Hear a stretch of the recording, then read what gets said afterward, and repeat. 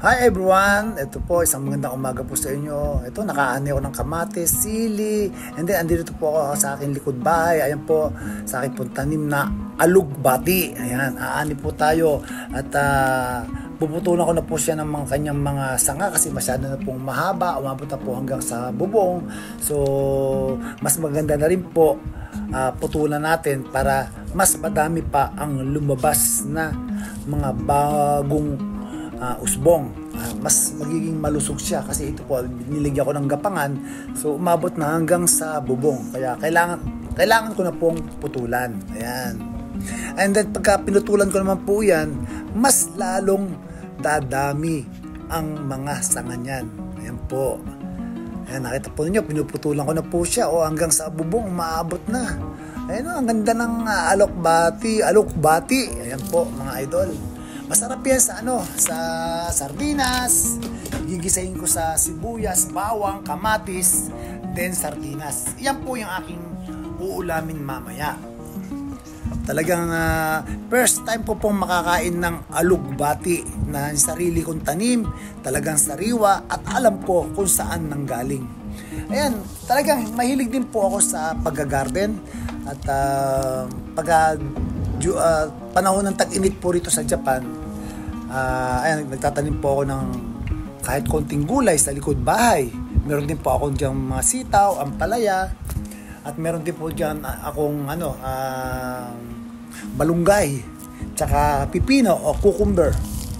At kaya lang po hindi pa siya nagbubunga. So meron pa akong mga 2 to 3 months bago mag-winter. So kaya medyo mahaba-haba pa po ang panahon. Then, ayan na mga idol, tingnan niyo yung aking alugbati. Grabe, sarap niyan. And then, shoutout nga po pala sa aking mga kaibigan dyan sa Team Arat. And shoutout din po sa aking mga kaibigang YouTuber. Ayan, lalo na po dyan kila HLJD Hybrid, kila Mami Bell, kila Marek, sa aking mga subscriber, kila Joy, maraming salamat, kila Auntie Marga Vlog, maraming salamat po sa suporta ninyo, Team Chikadora, Team Arat, sa ating moderator ng Team Arat na si Jenjen, at marami pa pong iba sa aking mga subscribers sa TikTok. Maraming salamat po. Ay, shoutout po sa inyo lahat dyan, mga kaibigan. Kamusta po kayo?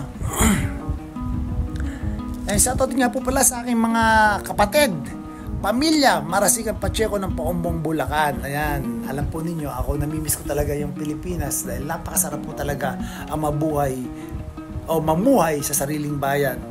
Kung saan ka lumaki, saan ka pinanganak, talagang sobra ko na pong na-miss yun.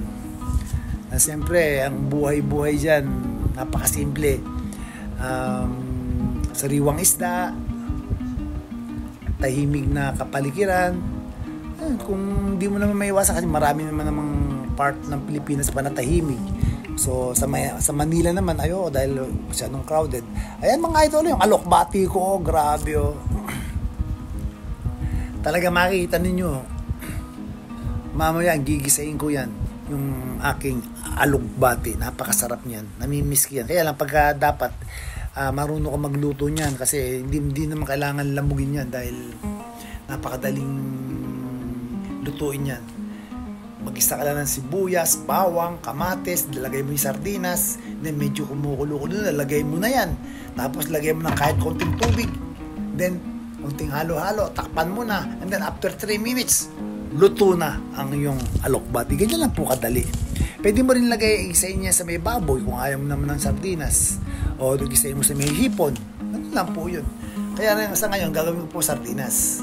Yung iba naman ginagawa baboy, ang iba hipon. Ganun lang. Iba naman, ni-steam lang yan. Tapos, sinasawsaw sa bagoong. Ganun lang po yun. O, di ba? Ang sarap po, grabe.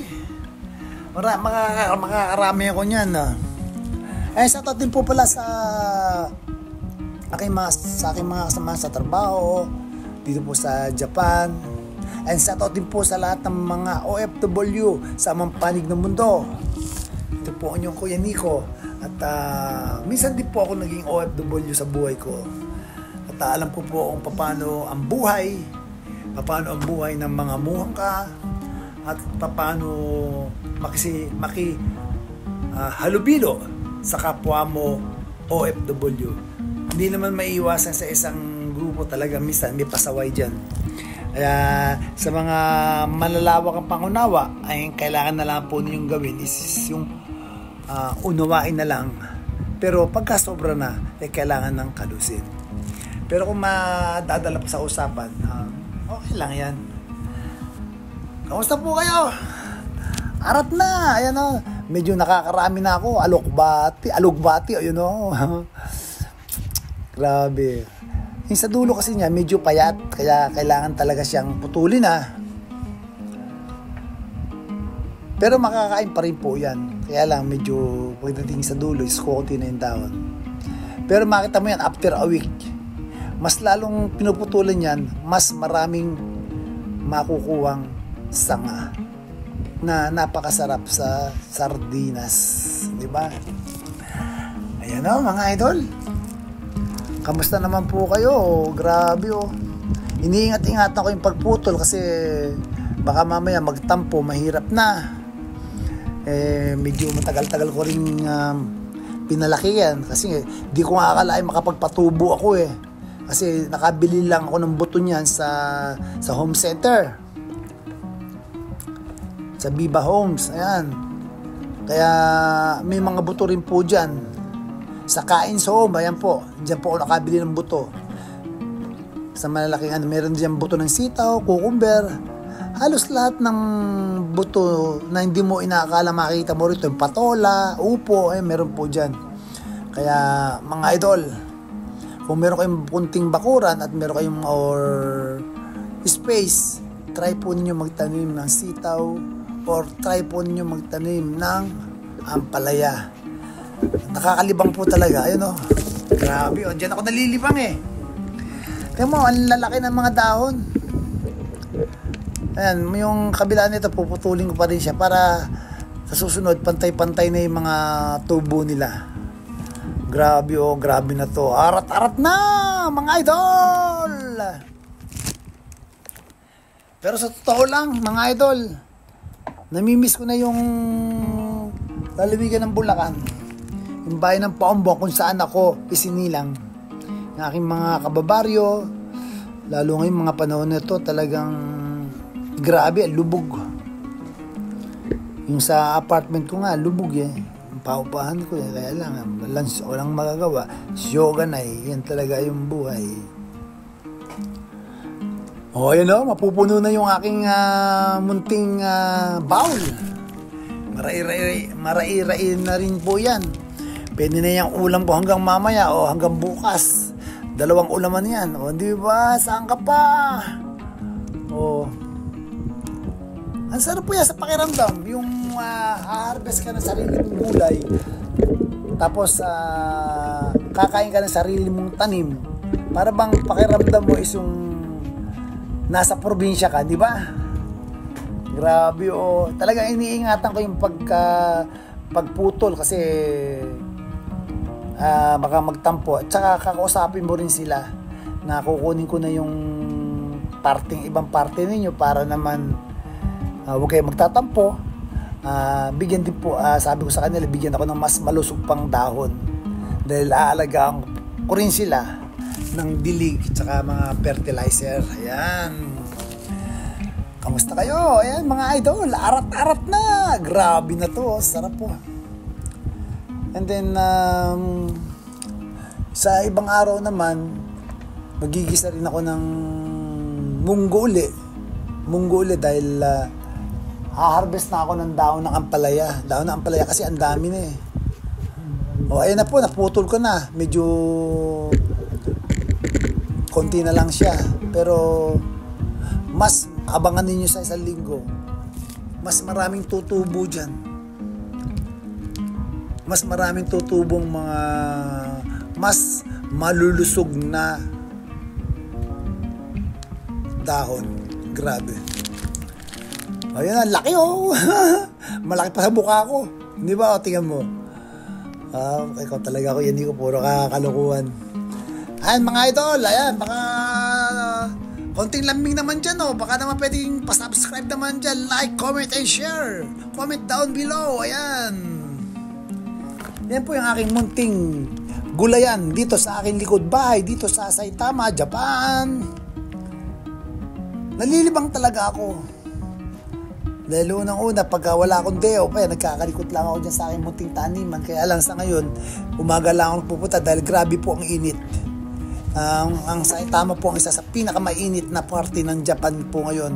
Nagte-38, 39 po siya. Ewan ko lang po ngayon kung ilan na ang temperature niya. O, di ba? Ayun o.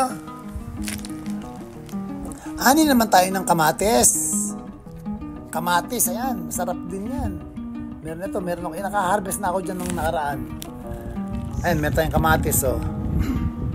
Sarap din yan. Yung kamatis nito kakaiba. Kasi alam ba niyo kung bakit? Maasim na manamis-namis siya. Maasim na manamis-namis siya. Kaya nagustuhan ko.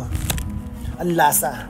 Kaya next time, sa isang taon, alam ko na kung ano yung aking itatanim na mga gulay. At ano yung tamang panahon para dire-diretso yung pagtubo niya. Ayun, tama palang ano ngayon, mga March or first week of April, yan pala yung tamang panahon. So, kung medyo maaga, hindi siya tutubo kasi magtatampo dahil medyo malamig pa nga nun o there's a possibility na masira lang ang buto o matunaw. Sayang naman, di ba? Kaya maswerte rin po ako dahil unang-una nakapagpatubo po ako ng malunggay. So, sana mapalaki ko ng maganda and then magkabuto para naman mayroon akong stock ng malunggay sa susunod na taon. Ayan. At least po, sa susunod na taon, alam ko na kung ano yung tamang posisyon kung saan lugar ako magtatanim. At alam ko na doon sa hindi masyadong tatamaan ng matinding araw. So, naisipan ko doon sa aking garahe dahil wala naman ako sasakyan. So, lalagyan ko ng gulayan, taniman ng gulay ang aking garahe, hindi lalagyan ko siya ng net para naman hindi siya mapasok ng mga ibon. O, di ba? Para-paraan din.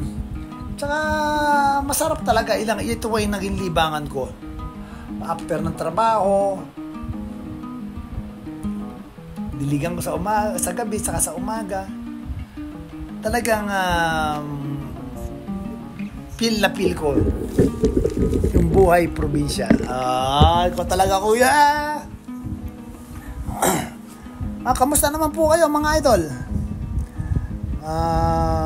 Maraming salamat po sa pag-follow ninyo at suporta sa aking TikTok channel. At ayun mga idol, baka magustuhan ninyo, paminsan naman po bisitahin naman po nyo ang aking showcase at baka may magustuhan kayo. Pwede po kayo umorder, click lang po ninyo ang link dyan at malaking tulong po yan para sa akin at sa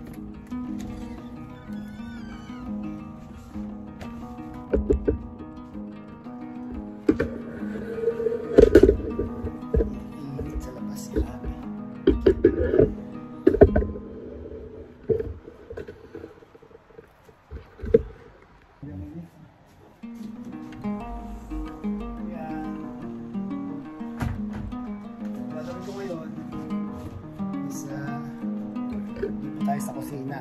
At ibababad ko muna siya. Kasi mga insect pa yan. Insect to. Kailangan tapusan natin sa tubig.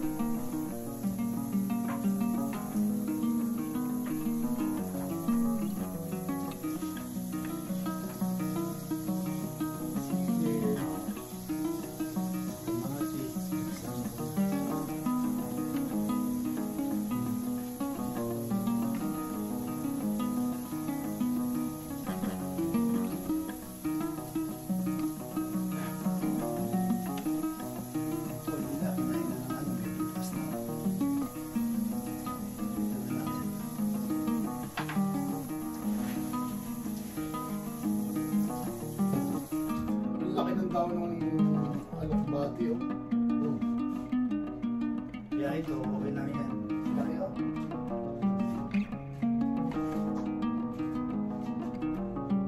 Grabe o. Hindi ba saan ka pa? Ang laki o. Laki, parang laki ng buka ko. Diba? Ang laki o. Bati.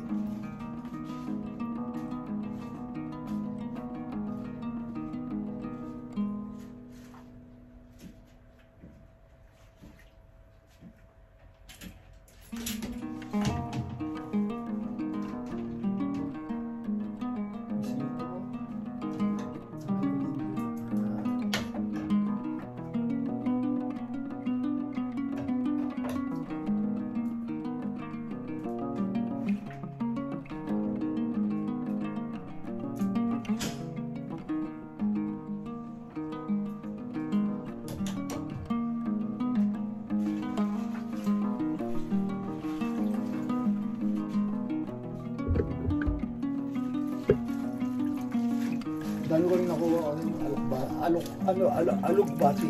Alugbati.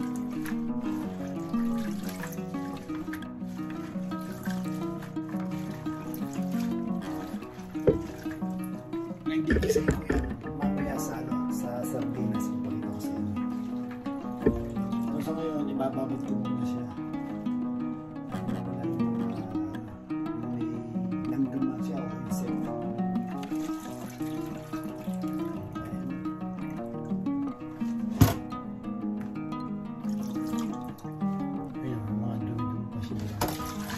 Kailangan talaga ibababad mo yung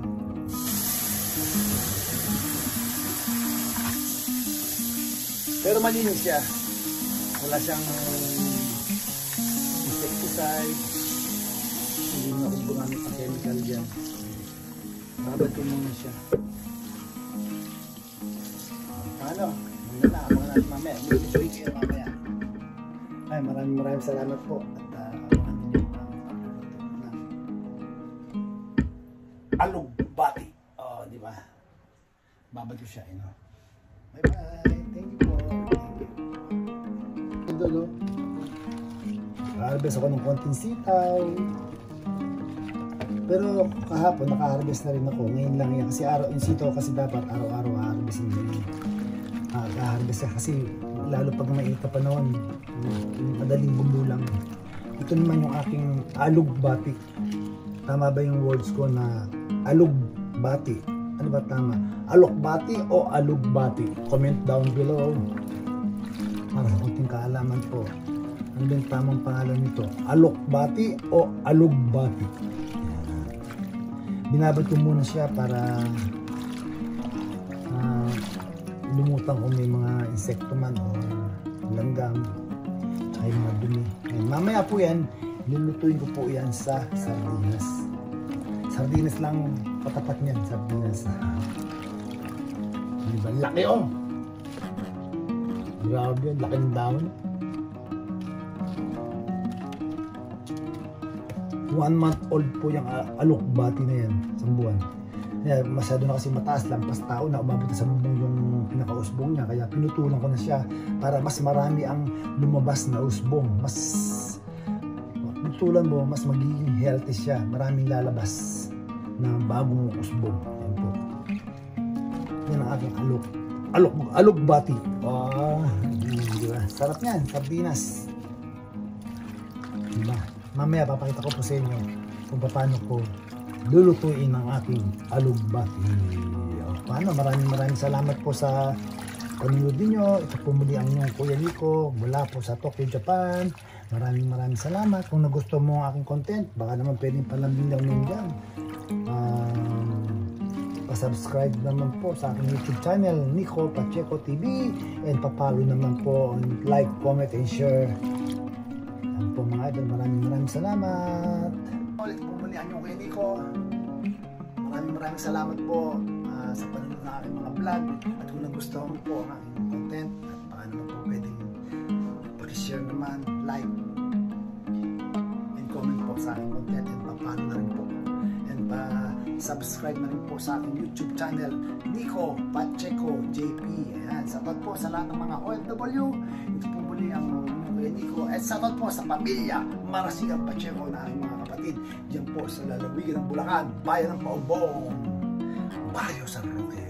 Arat na! Bye-bye! At shoutout din po sa aking anak na si Lovely at sa aking dalawang apo na si Nicole at si Kata. Bye-bye! Salamat!